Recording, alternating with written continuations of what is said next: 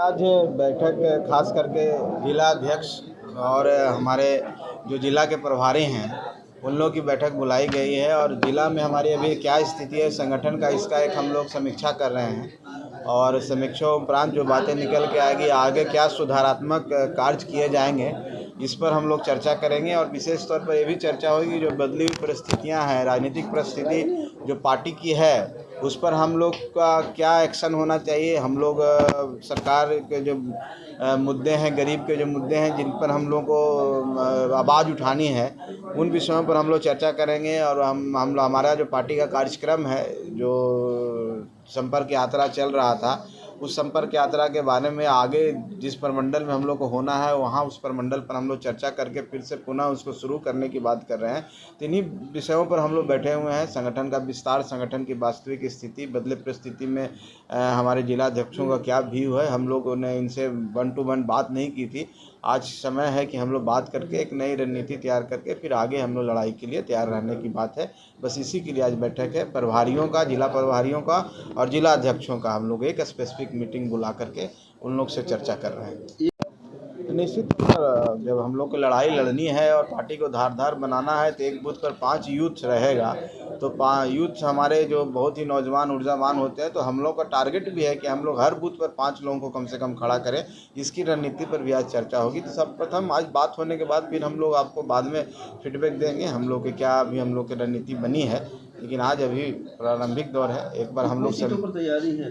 देखिए, सीटों पर तैयारी पार्टी अगर है तो सभी सीटों पर तैयारी करती है। हम लोग सब सीट पर अपना तैयारी कर रहे हैं ताकि गठबंधन जब किसी से भी होगा, गठबंधन के बाद कितने सीट मिलेंगे और न भी मिलेंगे तो दूसरे सहयोगी हमारे होंगे, उनको हम कैसे मदद कर सकते हैं, इसकी हम तैयारी कर रहे हैं। और हमारा ये इच्छा है और पार्टी की भी इच्छा है कि हम लोग सभी सीटों पर तैयारी करें। उसी परिकल्पना के साथ हम लोग बैठे हुए हैं। और आज की मीटिंग के बाद फिर 1-2 मीटिंग करने के बाद हम लोग 15 जुलाई से हम लोग निकल पड़ेंगे सड़कों पर और लोगों के बीच पर। जितने हमारे गरीब कार्यकर्ता हैं उनके बीच में हम अपनी बातों को रखेंगे और संगठन को मजबूत करने की कोशिश करेंगे। लोकसभा आते आते हमारी तैयारी इतनी अच्छी हो जाए कि हम 40 सीटों पर अपनी लोगों को मजबूत कर सकें और अपने सहयोगियों को सपोर्ट कर सकें। और जिन मुद्दों के लिए हम अपनी पार्टी बनाए वो जन जन तक पहुंच सके, इसकी लड़ाई और इसकी रूपरेखा तैयार करने के लिए हम यहाँ बैठे। अब तो एनडीए में हैं ही, तो फिर कहाँ असमंजस है कि किसके साथ लड़े? नहीं, असमंजस की बात नहीं है। असमंजस की बात हम कहाँ करें। हम कह रहे हैं कि हम जिनके साथ लड़ें, मान लिया एनडीए के साथ हम लड़ें तो हम ये कहाँ करें कि नहीं लड़ेंगे, लेकिन हम जिनके साथ एक ऐसी बात बोले वो और भी सहयोगी दल हमारे साथ जुड़ेंगे। अभी हम नहीं जान रहे हैं कौन कौन सहयोगी दल जुड़ेंगे, इसलिए हम ये शब्द का प्रयोग किए हैं। आपको एक एनडीए का मतलब है कि भारतीय जनता पार्टी के साथ हमने अपना समर्थन दिया है, लेकिन और भी सहयोगी हमारे जुड़ेंगे, अभी हमको नहीं जानकारी है। तो जो भी जुड़ेंगे और चुनाव लड़ेंगे, सीटों का जब बंटवारा होगा तो वहाँ पर हिंदुस्तानी आवाम मोर्चा सेकुलर का भी अपना महत्व होना चाहिए, हमारे भी कार्यकर्ता होनी चाहिए। तो हम वो तैयारी के लिए कर रहे हैं कि हमारी क्या रणनीति होगी, हमारे लोकल मुद्दे क्या है। हमने जिला अध्यक्षों से भी बोला है कि जो आपके जिला स्पेसिफिक कुछ मुद्दा है उस पर भी हम लोग चर्चा कीजिए ताकि उस पर हम लोग एड्रेस कर सकें, वहाँ पर जा कर के उन मुद्दों पर चर्चा कर सकें। जहाँ कोई परेशानी है गरीबों की उनके लिए हम बात कर सकें। तो ये सारी कार्य योजना पर आज हम लोग तय करेंगे। दिन भर का मैराथन मीटिंग होगा, हो सकता है तो हम लोग कल भी इस मीटिंग को कर सकें, अगर आज पूरा नहीं होगा तो। और उसके बाद हम लोग आगे निकल पड़ेंगे। मतलब नीतीश कुमार को चौतरफा घेरेंगे आप लोग? और निश्चित तौर पर नीतीश कुमार जी को ही घेरने की बात नहीं है। ये है कि हम अपनी योजनाओं पर कैसे अमल करें, हम जिनके लिए काम करने का जो बीड़ा उठाया है, जो हमारी विचारधारा है उसको कैसे करें। उसमें नीतीश कुमार जी भी आते हैं तो उनको भी घेरेंगे, जो भी आएंगे उनको भी घेरेंगे। हमको किसी एक व्यक्ति की बात नहीं है, हम अपनी बात कर रहे हैं, हम अपनी पार्टी की बात कर रहे हैं। पार्टी के जो असूल है, जिन विचारों पर पार्टी का गठन हुआ है, उसकी रणनीति का हम लोग काम कर रहे हैं। प्रलोभन कोई जनता को दे नहीं सकता आज के समय में। जनता सब समझती है।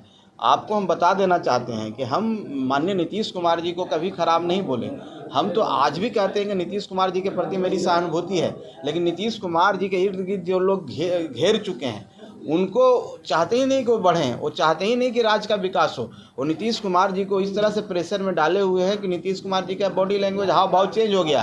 नीतीश कुमार जी ऐसे शब्दों का प्रयोग करने लगे हैं जो उनसे हम लोग अपेक्षा नहीं करते हैं। जब नीतीश कुमार जी एनडीए में थे तो हम लोग भी एनडीए में उनके साथ थे और हम लोग शुरू से इस पक्षधर में रहे हैं। लेकिन जब महागठबंधन में आए, महागठबंधन आने के बाद हम लोग बात किया उनसे कि ये गठबंधन आपके लिए सही नहीं है, आपको सूट नहीं करता है। जिन विचारों को लेकर आप लड़ लड़ते हैं, लेकिन वो कहें कि नहीं ऐसी बात नहीं है, हम लोग सब मिल के चलेंगे और हम अपने हिसाब से काम करेंगे, किसी गठबंधन पर हम पर हावी नहीं होगा। हम लोग इसलिए उनके साथ हो लिए। लेकिन जब देख रहे हैं कि जो अत्याचार गरीबों पर होने लगा, जो जिस तरह से पुलिस का दमनकारी नीति हुआ, जिस तरह से ब्यूरोक्रेसी हावी हो गया, समय समय पर हम लोग जा करके मिल करके, हमारे जितने माननीय विधायक हैं सब लोग मिल करके उनको बताने लगे। लेकिन हम देखें कि अभी उन पर कोई असर नहीं हो रहा। हमसे बड़ी अच्छी बातें होती थी, सब बात पर सहमत होते थे, लेकिन यही बात जब हम लोग आगे निकल गए, यात्रा निकालने लगे, हमारी पार्टी का बढ़ने लगा, हमारे कार्यकर्ता बढ़ने लगे, गरीबों का सपोर्ट मिलने लगा, सड़कों पर सैकड़ों हजारों की संख्या में लोग आने लगे, तो उनके आसपास के लोगों को लगा कि पार्टी आगे बढ़ जाएगी। इसलिए नीतीश कुमार जी को इधर से उधर बातें होने लगी, बेफिजूल की बातें, जो बातें का कोई तर्क नहीं है, तर्कहीन बातें कर करके हम लोग के पास एक जाल फेंका गया, महाजाल की आप हमारी पार्टी में मर्ज कर जाओ। मर्ज कर जाने के बाद हम लोग एक हो जाएंगे, हम गरीबों का कल्याण कर देंगे। हम कहेंगे हम अकेले रह के भी तो ही काम कर रहे हैं, हम आपके साथ अकेले रह करके ज़्यादा हम कारगर साबित होंगे। हम तो आपको मानते हैं, हम तो वो मानते हैं कि जंगल राज से आपने इस राज्य को बाहर निकाला है। हम उस नीतीश कुमार को जानते हैं, उस नीतीश कुमार जी को समर्थन किया, लेकिन पुनः जंगल राज के योद्धाओं के साथ मिल जाइएगा, उनके नेताओं के साथ मिल जाइएगा, उनके युवराज के साथ मिल जाइएगा, तो हम लोग तो हर स्तर पर उनको माना करने की कोशिश की है, लेकिन नहीं मानने पर और इस तरह से जो हम लोग का प्रस्ताव आया तो हम उससे अलग हो गए। और अलग होने के बाद हम जाके वार्ता हमारी हुई, और वहाँ पर वार्ता हुई माननीय गृह मंत्री जी के साथ, और उन्होंने हम लोग को बताया कि हम आपके साथ हैं, आपकी लड़ाई के साथ हैं और आपके साथ हम चलने के लिए तैयार हैं। तो हमने सहर्ष कहा ठीक है, हम आपके यहाँ, जब आपकी लड़ाई हमारी लड़ाई एक है और हम लोग शुरू से इस विचारधारा में हैं, तो हम लोग साथ हो लिए। बाकी आने वाला समय में पता चलेगा कौन गठबंधन होगा, कितने सीटों पर लड़ेगा, अभी ये सब कोई बात नहीं। सर आपने कहा था कि आ रहे साहब चिराग वो मुकेश सहनी ये लोग भी आ रहे हैं क्या? देखिए, हमारी अगर हम एनडीए के साथ जुड़े हैं, भारतीय जनता पार्टी के साथ, हम तो चाहेंगे कि जितना मजबूत हो सके, लेकिन ये विषय हमारा नहीं है, ये विषय भारतीय जनता पार्टी का है। तो बेहतर होगा कि आप उनसे सवाल करें। हम आशान्वित हैं कि हम जितने लोग हम लोग साथ जुड़ेंगे उतना ही हम लोग मजबूत होंगे और उतना ही हम लोगों के बीच में जा कर के जिन मुद्दों के लिए हम लड़ाई लड़ी वो मुद्दों सार्थक होगा। लेकिन अभी बहुत ही प्रारंभिक दौर पर है, अभी हम उस स्थिति में नहीं है कि हम कह सकते हैं मेरे साथ कौन जुड़ेंगे। हम अपनी बात सिर्फ कहने के लिए यहाँ पर बैठे हुए हैं, हम अपनी बात कहते हैं कि हमने समर्थन दिया है एनडीए को, हम उनके साथ चलने के लिए तैयार हैं। आने वाला समय में सीटों पर भी चर्चा होगी, आने वाला समय में रणनीति पर भी चर्चा होगी और कौन कौन दल जुड़ेंगे वो सब सामने आ जाएंगे। सब मिल करके फिर हम लोग एक ज्वाइंट कैंपेन भी करेंगे। सर पहले आप ये सब तो बेकार की बातें हैं। अगर आप किसी घर में गए हैं और मान लीजिए कि हम चप्पल खोल के चल गए, कहीं पूजा है, सब चीज़ है, तो हमारा अच्छा है कि हम कहीं पर जूते पहन के नहीं गए, खोल दिए, तो इससे दलित विरोधी कहाँ हो गया? कोई अमित शाह तो नहीं कहते कि आप चप्पल खोल दीजिए, हम तो पहने हुए थे। लेकिन इसको आप लोग कोई मुद्दा नहीं मिला है तो मुद्दा बना दीजिए। लेकिन ये मुद्दा क्यों नहीं उठाते हैं कि तेजस्वी यादव को मंत्री बन करके पैर छुए? कभी आप लोगों ने बोला है, क्वेश्चन किया है? आप बताइए कि उम्र में कौन बड़ा है? तेजस्वी यादव बड़े हैं कि माननीय मंत्री जी बड़े हैं? वो भी कैबिनेट मंत्री, ये भी कैबिनेट मंत्री। ऐसी क्या बात है कि तेजस्वी यादव के पैर छू रहे हैं?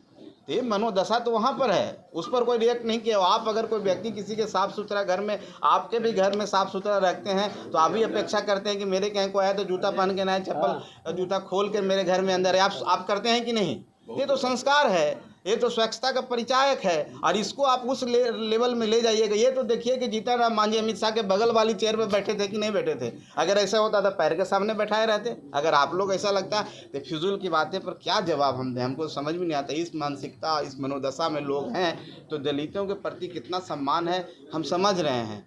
एक दलित अगर हट गया तो उसको तुरंत रिप्लेस करो। कितना घबराए हुए लोग हैं, कितना हड़बड़ाए हुए लोग हैं। और बाकी और 2 मंत्री राजद से रिजाइन किए, कांग्रेस को बनाना है तो उसको आप समय पर समय ले रहे हैं। राहुल गांधी जी को कहना पड़ रहा है कि कब मंत्रिमंडल का गठन कीजिएगा। और एक दलित, एक मांझी, जीतन राम मांझी जी का बेटा संतोष मांझी अलग हटा तो उसको 1 सेकंड देरी नहीं है। राज्यपाल महोदय नहीं थे, एकदम खोजा जा रहा था कब आए, कब शपथ दिला दे। उसके बाद अब क्या समाज शो कर रहे हैं? ये जो हमारे धरोहर है समाज के, उनके बेटे को आप शामिल करा रहे हैं। वो पॉलिटिकल आदमी है क्या? धरोहर के बाल बच्चे को, अच्छी को, उसको राजनीति के रूप में पेश करना चाहिए। ये सब मनोदशा आप देख लीजिए किस तरह का मनोदशा है। डरे हुए लोग हैं, सहमे हुए लोग हैं। जिस तरह से वो आप मीटिंग किए, फिर मीटिंग में कैसे कैसे बातें निकल के आई, तो ये सब कोई बात नहीं है। हम लोग मजबूत हैं और काम करें।